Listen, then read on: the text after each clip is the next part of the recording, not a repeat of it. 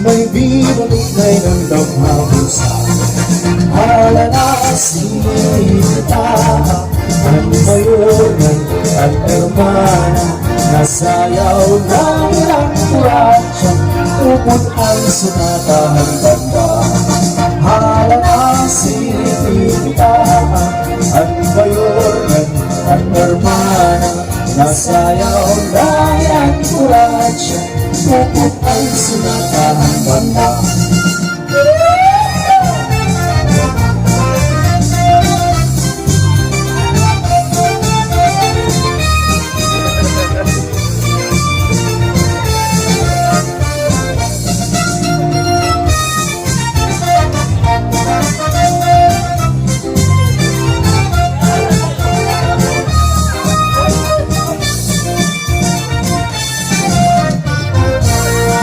Sikat labi kung may patrong, mga dayulay na araw.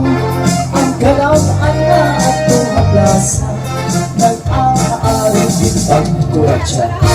Sikat buti na sa rayahon, halabi na mga okasyon, mga kalagasan ng patanong, kuratsa biglaan iyayin. Halalasin kita, ay nasayaw na ang sita, maupay ang kamustuhan,